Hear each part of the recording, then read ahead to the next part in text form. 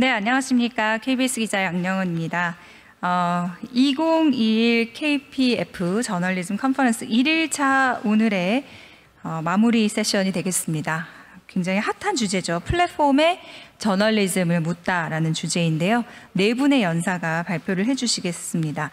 각 연사분들의 발표를 먼저 들으시고요. 이어서 30분간 패널 토론이 있을 예정인데요. 역시 시청자 여러분들께서는 궁금한 점을 유튜브의 채팅창을 통해서 질문을 남겨주시기 바랍니다.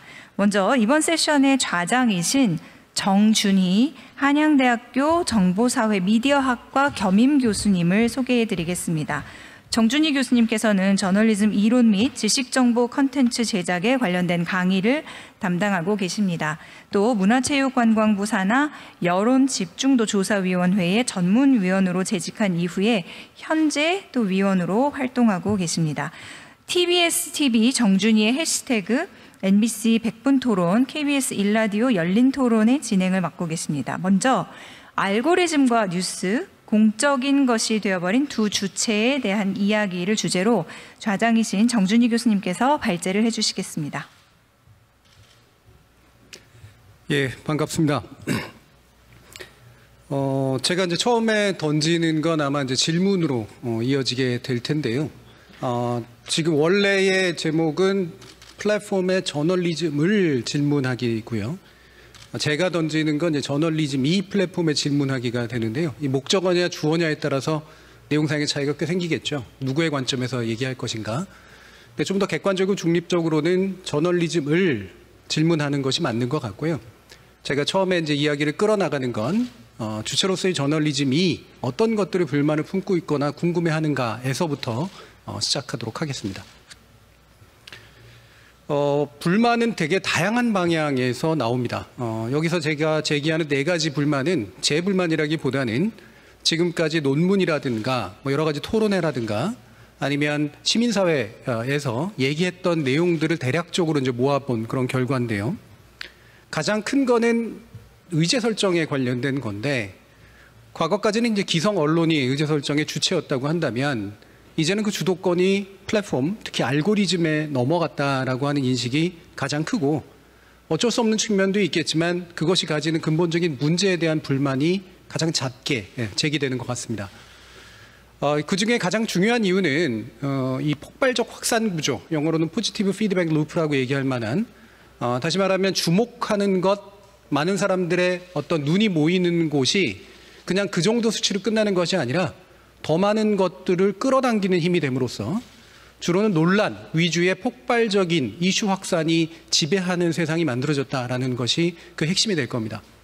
그리고 여기에 따라오는 것으로 이제 정치적 편향성에 관련된 문제가 있는데요. 뒤에서도 말씀드리겠습니다만 그 결과가 그래서 특정 의제가 특정 편향에 의해 가지고 주도되는 것이 아니냐. 그 알고리즘을 설계한 자가 또는 운영하는 자가 그런 편향성을 띠고 노출을 시키는 것이 아니냐라는 그런 불만이 자주 제기되고 있다고 하겠습니다.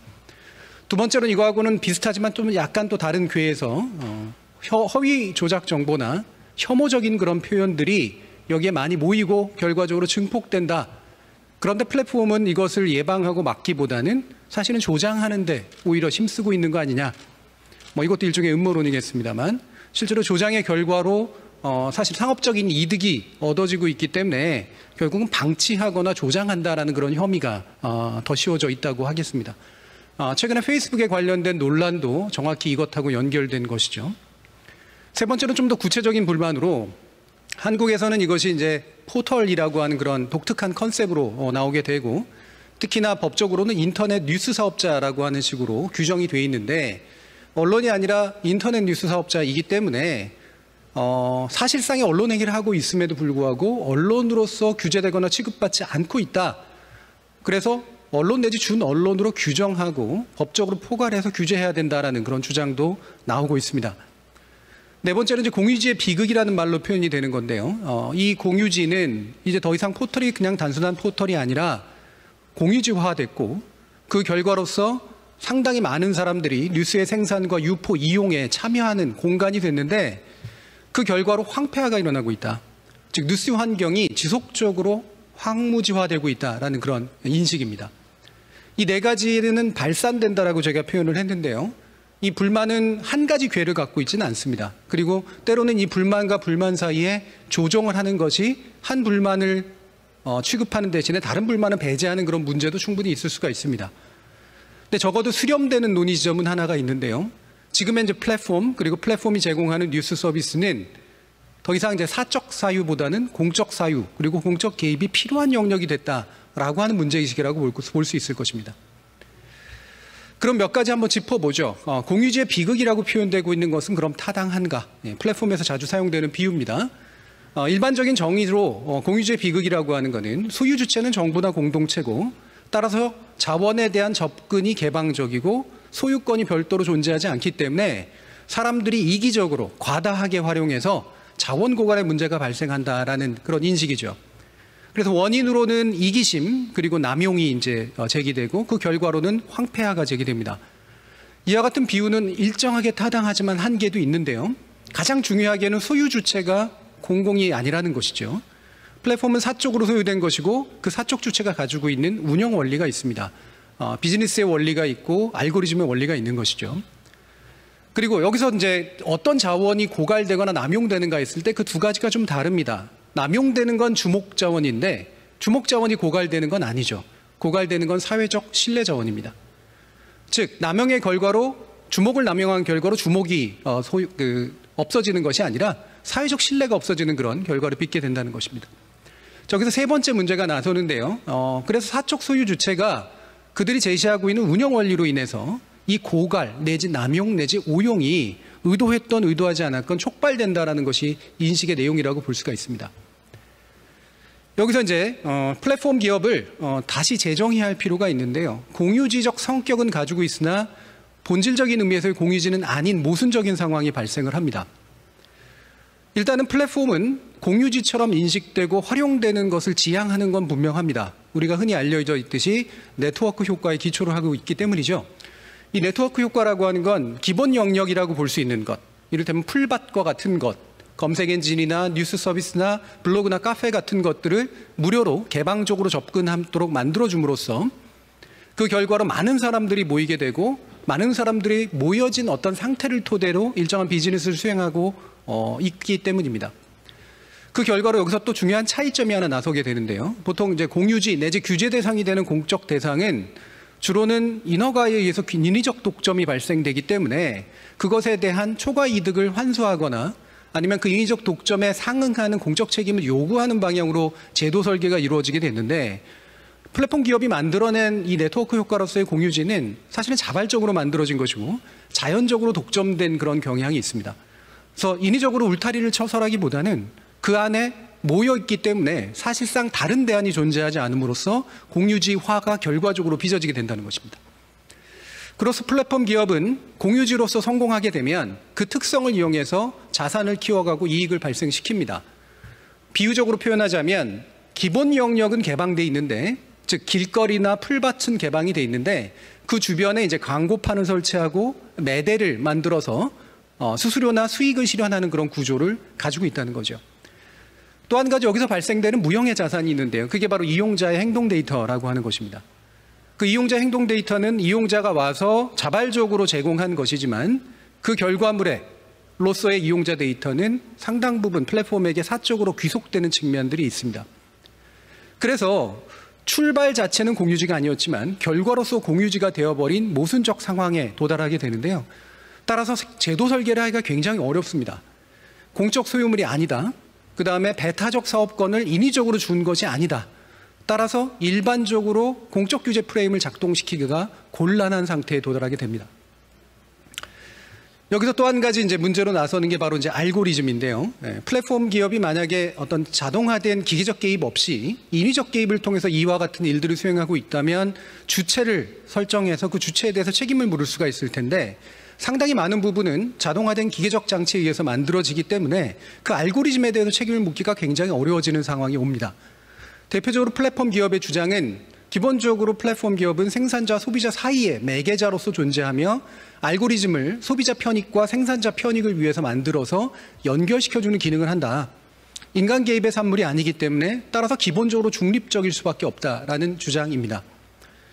하지만 이제 외부 관찰자들의 입장은 상당히 다른데요. 유네스코 2018년 보고서를 보시면 더 이상은 인터미디어리즈로 단순한 중개자로 머물러 있다고 판단할 수 없다. 특히나 문화적 관점에서 보면 데이터 최적화시키기 위한 알고리즘은 우리들의 표현과 그 표현에 대한 접근을 형성하는 이미 권력이 돼버렸다. 의도했건 의도하지 않았건. 그다음에 저스트하고 레저 같은 그 제도학자들의 이야기들을 들어보면 이런 알고리즘의 결정이 개인의 현실과 사회 질서를 구성하고 형성시키는 힘을 분명히 가지고 있다는 거죠. 그래서 헌트하고 맥켈비가 주장하는 바에 따르면 이게 기존의 제도 설계로서 접근할 수 없기 때문에 사기업을 공적으로 규제하자는 것이 아니라 사기업이 이미 공적인 효과를 가지고 있는 규제를 사적인 방식으로 행하고 있는 것에 대해서 문제를 다시 사고하고 제기할 수밖에 없다라는 겁니다. 그래서 문화와 경제에 대해서 스스로 공적 규제 효과를 갖게 되는, 여기서 규제라고 하는 것은 질서를 잡는다라는 뜻이죠. 이 알고리즘을 사기업, 그것을 소유한 주체의 손에만 맡겨둘 수 없다라는 것이 현실적인 문제라는 겁니다. 여기서 알고리즘은 대단히 다양한 층위로 구성이 되어 있기 때문에 이 문제를 해결하기가 참 어렵습니다. 제가 기술적으로 전문가는 아닙니다만 기본적으로 직접적인 정보 생산에 관여하죠. 이를테면 큐레이션 작용에 관여하기도 하고 심지어는 딥페이크에 활용될 수도 있습니다. AI 같은 경우엔. 내용의 자동 편집에 쓰기 위해서 알고리즘을 실제로 또 활용을 합니다. 가장 대표적으로는 또 정보의 제어에 활용하는 것이 가장 크죠. 특히나 추천 내지 비추천 시스템을 통해서 노출의 정도를 제어한다는 것이 가장 중요할 것입니다. 이 과정에서 이용자 그리고 이용 행위 간에 막대한 상호작용이 창출이 되고 그 창출의 결과가 다시 알고리즘에 재투입됨으로써 이후의 행위나 상호작용을 또 제어하는 그런 효과를 갖습니다. 그리고 나서 아마도 저널리즘에게 가장 중요한 의미를 갖는 것일 텐데 더 많은 주목을 얻고 더 많은 보상을 얻도록 저널리즘적 컨텐츠나 정보를 생산하는 방식으로 피드백된다라는 것이죠. 지금의 대다수의 언론들이 채택하고 있는 디지털 대응이라고 하는 건 원래 최초에는 자사의 홈페이지를 활용해서 디지털에 적합한 저널리즘을 창출해 보겠다라는 쪽이었는데 지금의 디지털 대응이라고 하는 건 포털에 어떻게 하면 더 많은 주목을 이끌어내도록 할 것인가로 현실적으로 이동하고 있다는 것이 바로 정확히 이 지점을 반영합니다. 그런데 알고리즘은 입력 층위 그리고 그걸 만들어내는 코딩 층위 또 맥락 층위에서 굉장한 복잡성을 가지고 있기 때문에 문제 해결에 있어서의 난점들이 나섭니다. 입력 층위 결국은 사실 그 알고리즘의 구체적인 연산을 결정하는 건 최초의 입력을 누가 어떻게 하느냐의 문제고 이용자의 손에 또 달려있는 문제이기도 하죠.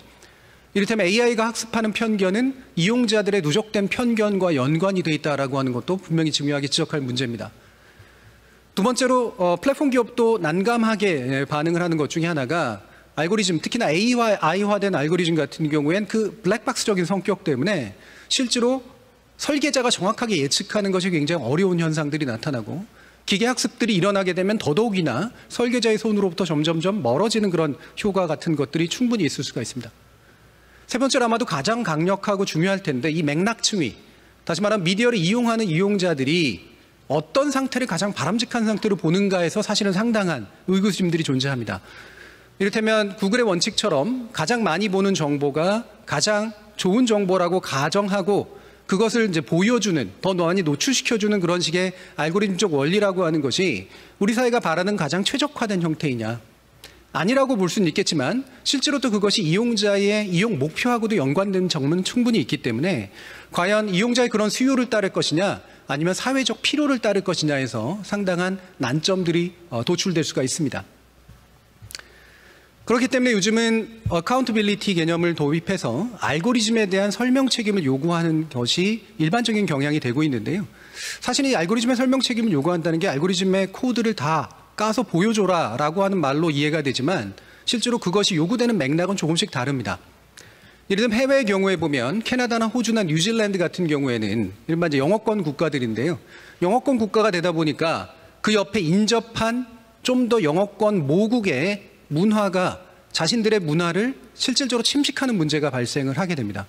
결국에는 영어 데이터 안에 들어가 있기 때문에 상당히 안온하고 좋은 점도 있지만 그 과정에서 그 보편화하는 압력에 의해서 자신들이 가지고 있는 소규모의 문화를 보호할 수 없게 되는 현상이 나오니까 따라서 자신들의 문화가 이런 보편적 물결 속에서 휩쓸려 들어가지 않기를 원하는 쪽에 가깝습니다.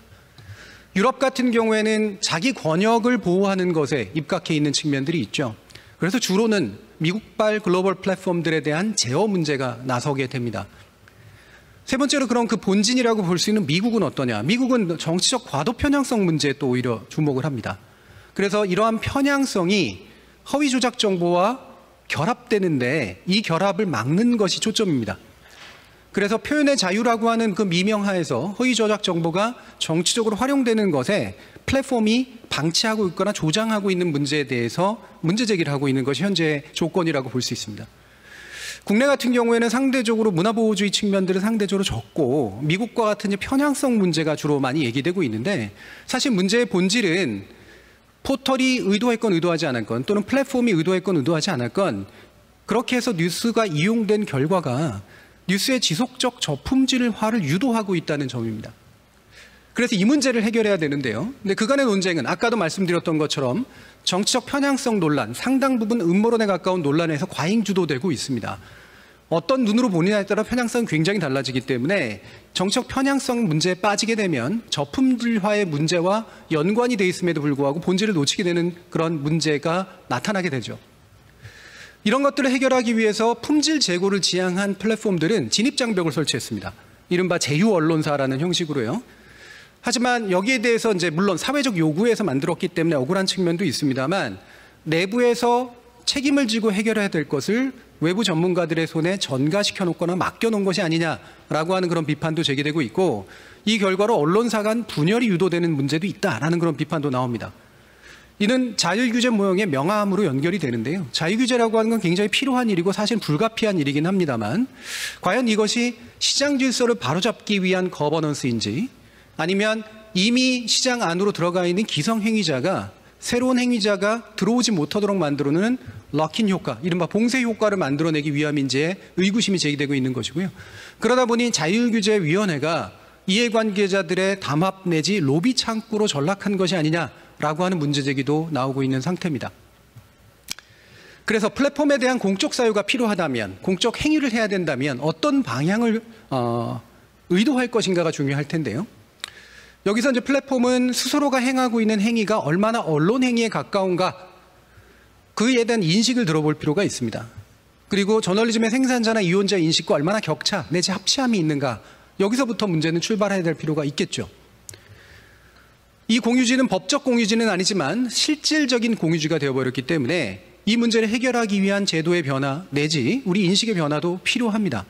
이를 위해서 저널리즘의 생산자와 이용자가 책임을 같이 나눠야 될 필요도 있겠죠. 행위의 방향성은 결과적으로 거대 플랫폼 기업이 지닌 이 사적인 규제력, 사적으로 질서를 잡는 힘에 대해서 사회적으로 더 많은, 더 참여된 규제로 전환해야 될 것이 나설 것입니다. 하지만 여기서 중요한 장애가 바로 가장 바람직한 상태가 무엇인가에 대한 사회적 합의를 필요로 한다는 것이죠.